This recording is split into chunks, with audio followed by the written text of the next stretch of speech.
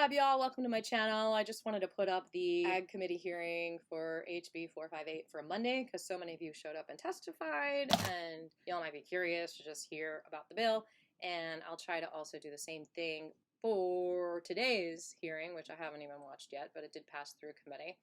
And Scribbles wanted to say something one more time before we go into the hearing. Mommy, I just really don't understand why, the legislators don't know as much as the children that we talk to about hemp. I think maybe it has to do with the fact that we only have 2 minutes to talk to them, and we have hours, at least an hour a week to talk to the children. Oh, good point. Yeah. I mean, getting out of this hemp prohibition is harder than getting out of downtown Atlanta traffic. All right, with no further ado, here's the hearing. Enjoy or don't enjoy, and let me know if you have any questions, and I'll try to answer them. I'm going to be going live again this Friday at 4:20 p.m. to just unravel some other cannabis bill details that we have in our Georgia, our beautiful state of Georgia, filled with peach trees and now citrus. If you enjoy these videos, please do consider making a donation. Yeah, because I need more broccoli and hemp granola. And at the very least, please subscribe, like, and share these videos.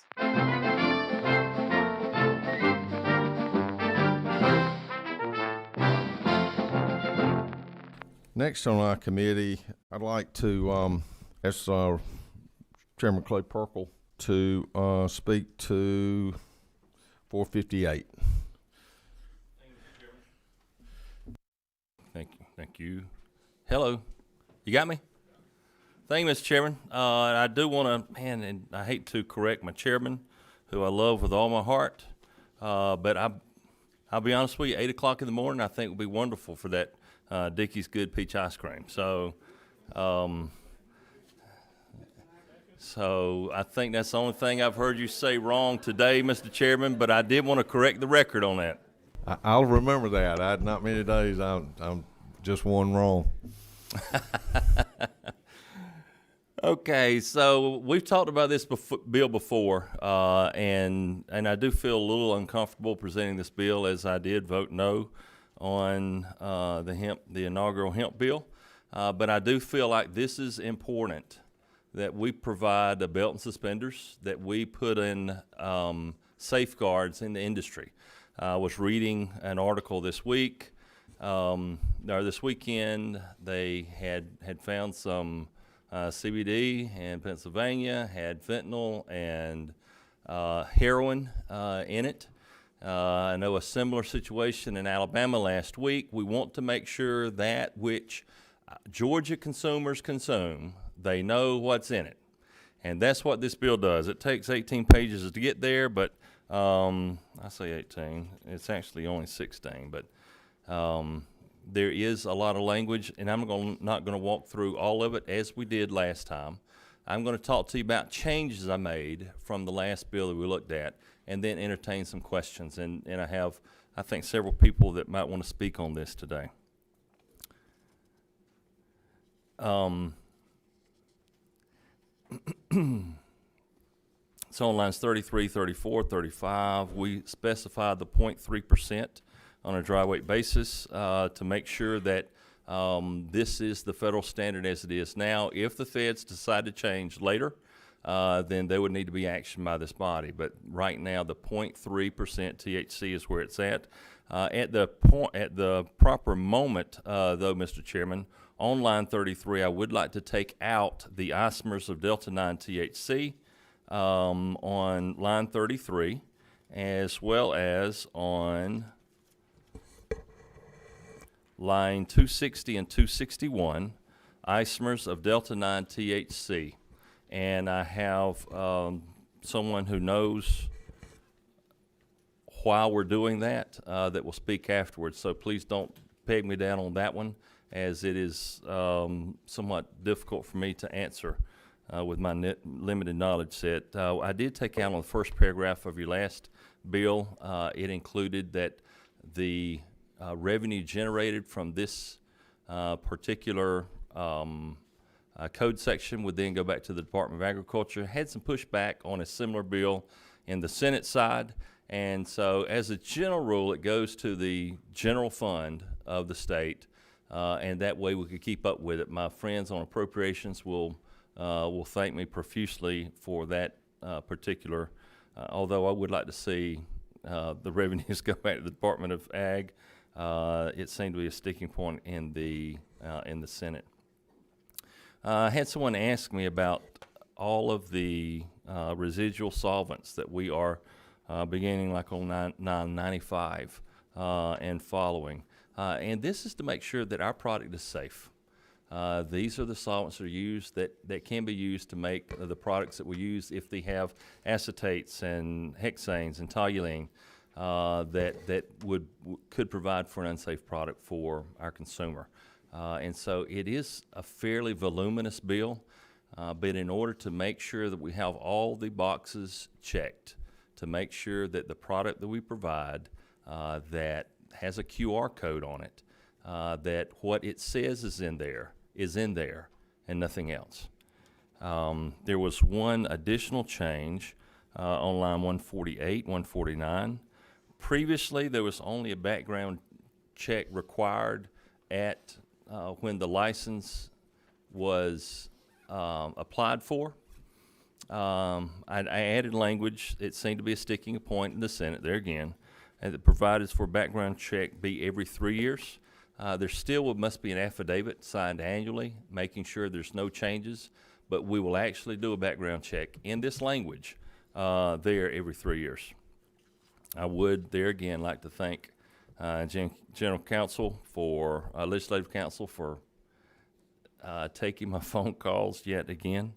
And there is another spot that I meant to talk to Department of Ag about before I got up here that is not a change that I think might be effective instead of January 1, 2024, the effective date.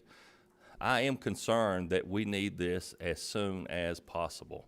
And I know that not wanting to put the Department of Ag at a tough spot right now, but perhaps July 1 of this year, because I honestly believe that consumers are at risk when we don't have this bill. So those are the three changes that I would suggest, Mr. Chairman, that's not in this, taking the isomers out and adding in the effective date to July 1. Thank you, Mr. Chairman. I appreciate your work on it here and trying to make these products safe for consumers.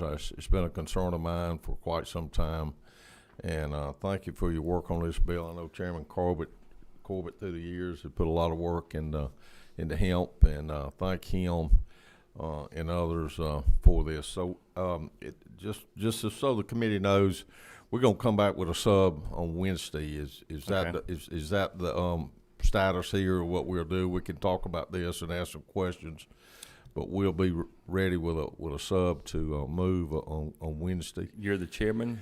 Serve at your pleasure here, I sir, think my that's friend. probably the best thing we can do today, but we can get those changes made and have it ready for Wednesday. So that's what I'd like to do. Okay.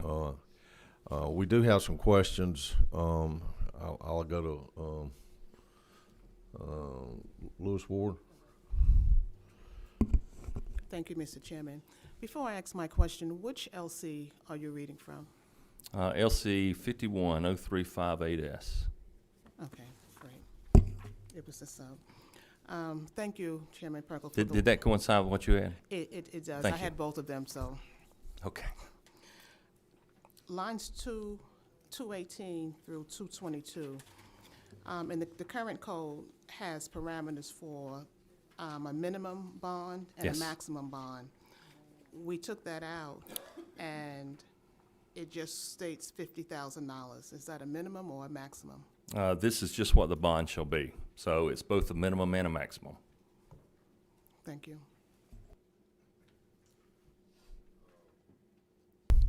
Number 10. You good? Okay. I'm sorry for the small room we have. It's I apologize. Who is No, it was my question. We did have- Representative Thomas? Is that you? Yes. I'm sorry. I didn't have a mic, so he had to push Oh, it okay. for me. All right.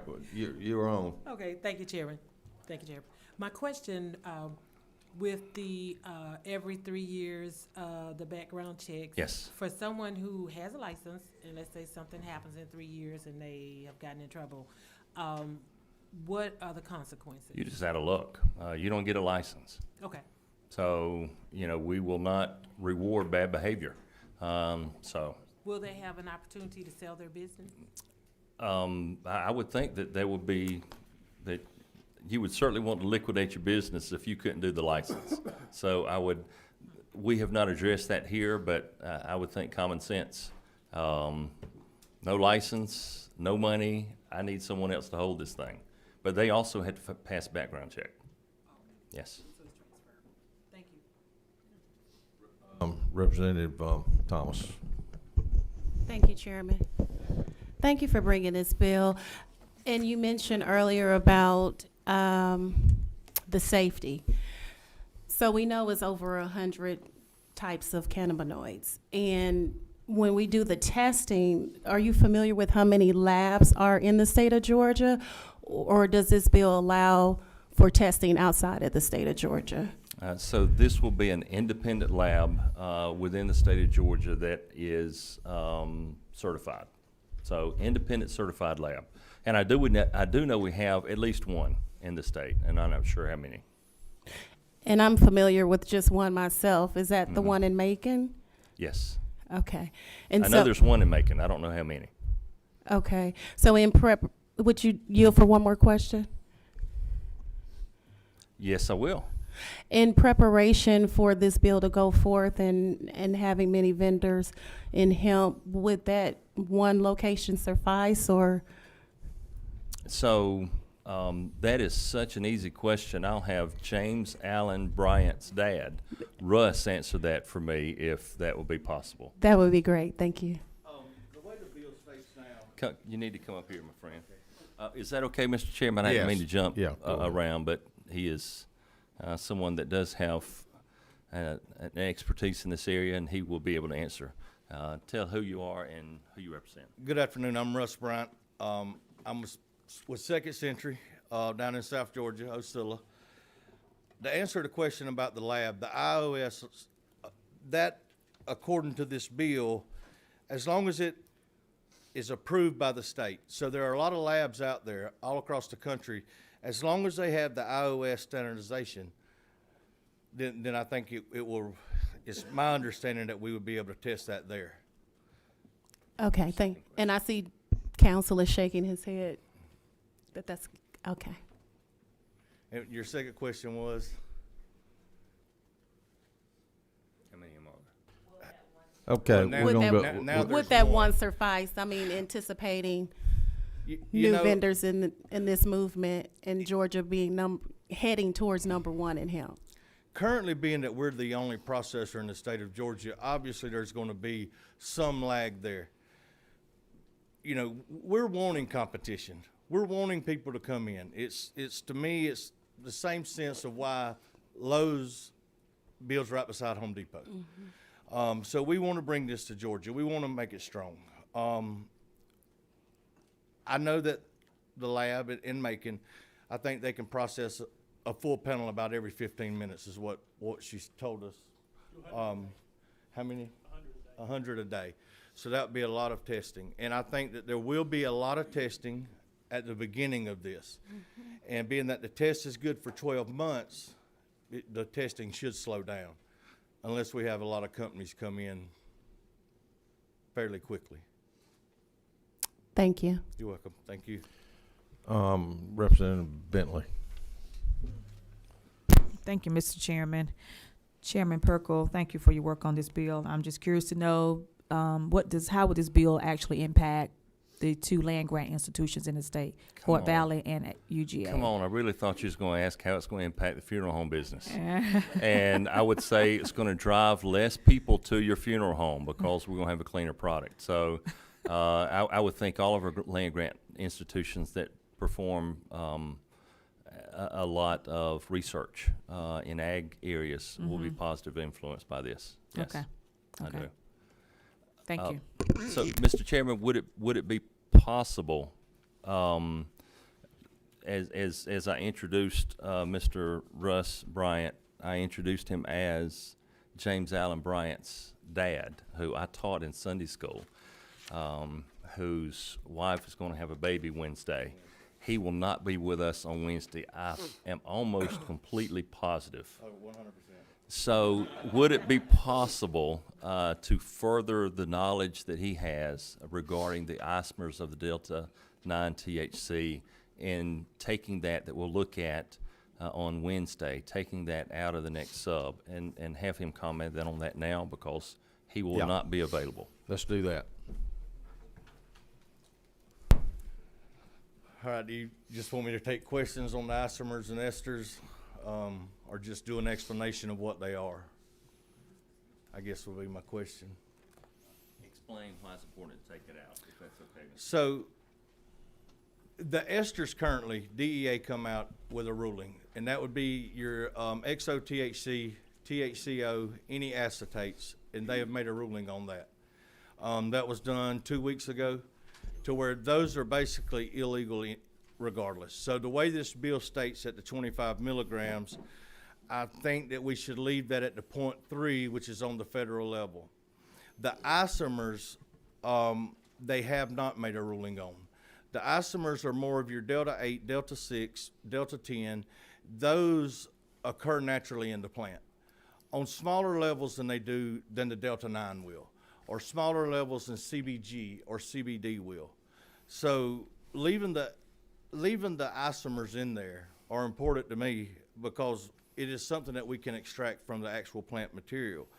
It's also something that we're seeing a lot of medicinal benefits from. We're having users that stop using other things, opioids, things like that will use the Delta 8 at smaller milligrams. So we're seeing that there is a benefit there. There is no benefit to 200 and 300 milligram products that we see on shelves currently. That's why the bill limits it to 25 milligrams per serving. Members of the committee, y'all need to hear that. That's what part of this bill's about, is knowing the strength of these products and what's in them and the dosage and those type of things. So thank you for that. We're going to move on. We got some other questions from the committee. Representative Hagan, have you got any? You good? We've got some other people who want to speak to this bill. We're going to try to limit it to a couple of minutes, and really thank you for those comments. And we're going to try to keep it specific to the bill. I got Reggie Deese from the Green Toad Farm. Are you here?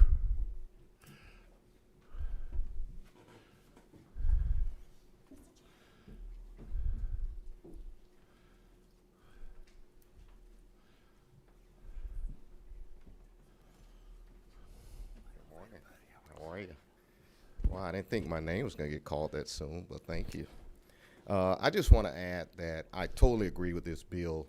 We have to create those safety nets with this product. As the first licensed grower in the state, who we're also vertically integrated, so we do not only grow the plant, we created a whole product line.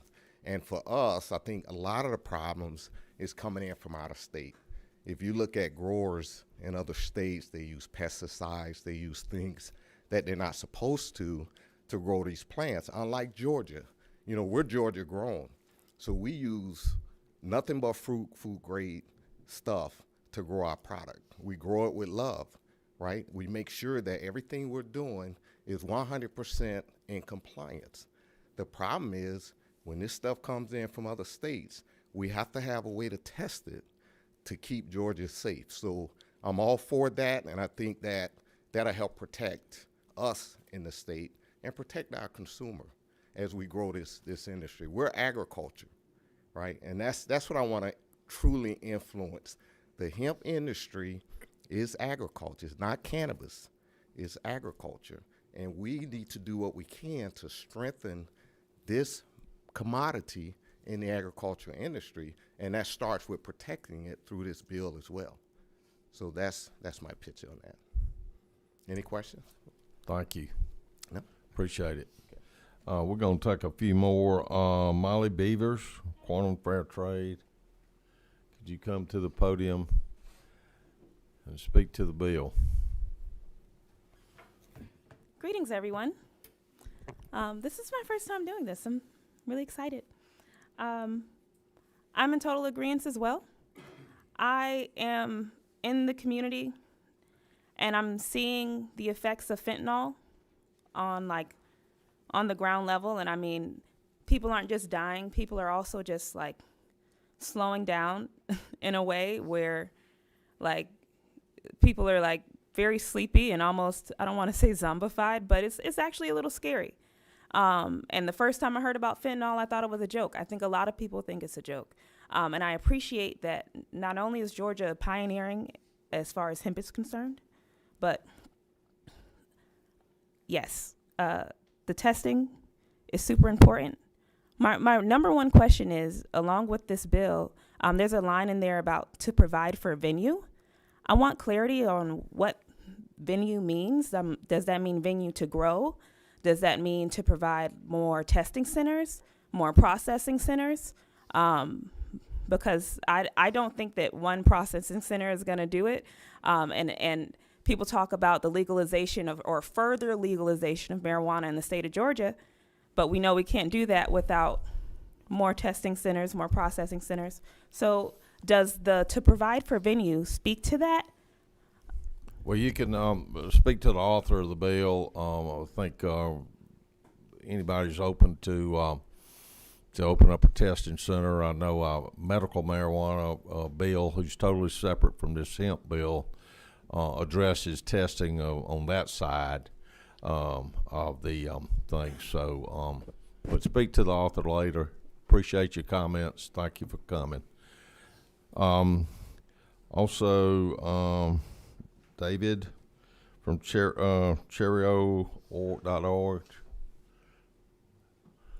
Please come and introduce yourself. Let us know what's on your mind. Thank you very much for having me. My name is David Raudabaugh. My company is cheerco.org. I actually just ran for agriculture commissioner as a libertarian candidate. Unfortunately, didn't win. As a matter of fact, Mollie Beavers, the previous speaker, was also ran as agriculture commissioner as an independent. So we're both here from a kind of a knowledgeable standpoint. And what I'd like to address is really, I think we're kind of being misled a little bit here by these different terminologies. And we're also being misleading the public of Georgia by trying to create this difference between cannabis and hemp. Cannabis is the overall plant strain. Hemp is a low THC version of cannabis. Cannabis is often known because it has a higher quality or quantity of something called Delta-9 THC.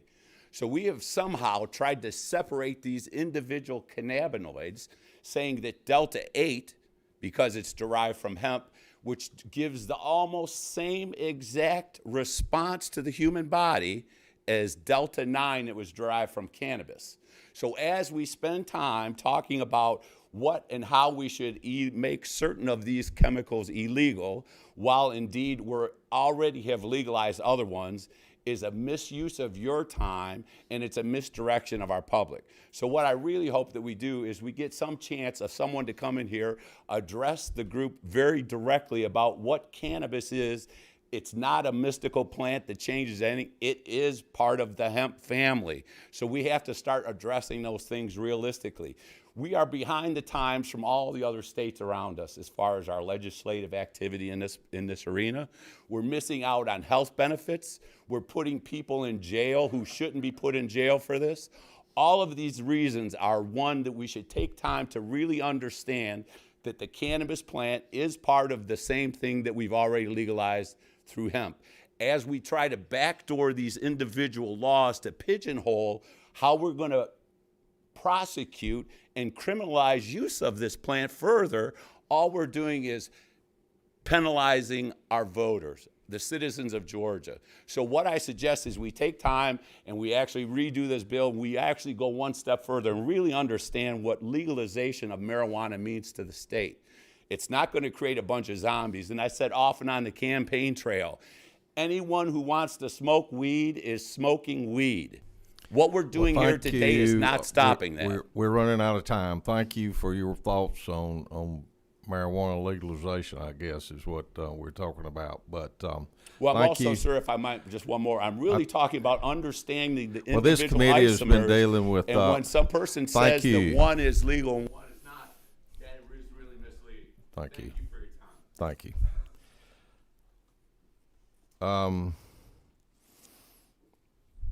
Michael Hart's from Georgia Hemp Association.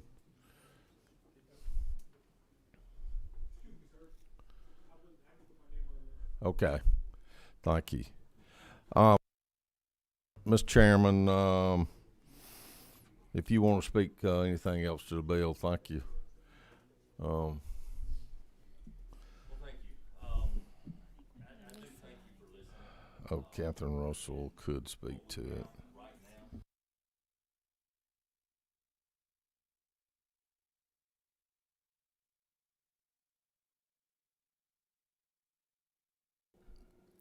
I'm sorry. Okay. Oh, yeah. I got one more speaker. Could we? Okay. Could we hold Russ absolutely. Bryant? Yes, sir. Oh, Aviva.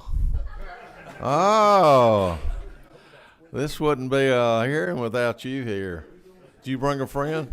I did bring Scribbles, if he's going to talk. But yeah, that's definitely metaphorical, the invisibility of me because of what I'm talking about, which is the invisibility of hemp grain. Thank you for having me, by the way.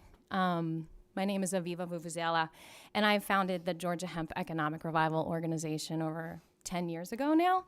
And Scribbles and I, we educate children and everyone about the benefits of industrial hemp, which does not include, you know, anything smokable or anything like that. And it's incredible. I mean, this one pack of hemp seeds, if you added it to your ice cream, it would make you more insulin sensitive. So insulin resistance means you might be getting a foggy head, you might be getting a little sleepy. So if you put this as sprinkles, and I think it's really yummy, then you counteract that.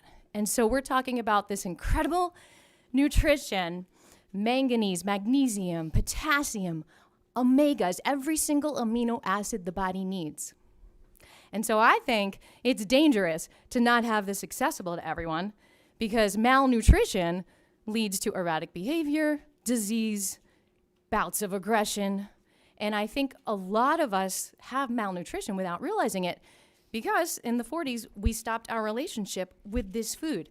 We might not have all been eating it, but our animals were. And so that meat had more omegas in it. It had more everything in it. So my issue is we have consumable hemp on the bill, but it doesn't include this. The feds have defined industrial hemp as any cannabis with less than 0.3% THC, which the Farm Bill this year is going to present 1%. We define it in this bill as anything non-consumable. So I think that's an issue with the definition if we're going to include our amazing hemp seeds and the hemp protein powder and hemp sprouts. So this is not actually hemp sprouts. I haven't started that yet, but that is also legal, and that has bioflavonoids. Thank you. We're going to move on. Appreciate you coming. Can I say- Hope you can come back. Just about the processing fee. If we define the industrial hemp and other things, why can't we define a lower processing fee? Because the industrial side of hemp cotton is subsidized even. They can't afford a high processing fee that we have. Okay, thank you. you for your time. Chairman Corbett has a question. Thank you, Mr. Chairman. And considering the number of new members we have on this committee, I think it'd be a disservice if we did not get to hear from Squiggles. I really do. I mean, they've never heard from him. Yeah. Representative Corbett, I love you. You are so sweet, and you're the one that can change the world by, opening up a hemp fuel processing plant so we can have Grassoline. I mean, you're very talented. Thank you so much. I did email all of you, so you have my emails if you have any questions. And Scribbles and I would be happy to put on a private show for you. Okay. Thank you, Chairman Corbett. I apologize to our committee. I didn't realize we only had an hour today when we reserved this room. We look forward to Chairman bringing this bill back. Chairman's worked hard on this, so we're going to move on, and we'll be back on Wednesday morning, I hope, with some more of that. We have our citrus industry in South Georgia is really growing. It's new, and it's growing. And new Representative Chaz Cannon has a bill that I want to hear for the first time today concerning support of our our citrus industry. I know I have some of my friend Linda Savelle here all the way from South Georgia who's really been instrumental in pushing this industry down there and is a part of it. Representative Cannon, the mic is yours. I'm sad I have to follow Scribbles, but I guess I'll try to, Good afternoon, Chairman Dickey, members of the committee. I'm here this afternoon to discuss House Bill 545, which would provide for the establishment of a commodity commission for citrus fruits. I guess I'll be talking about a commission for hemp and cannabinoids at some point.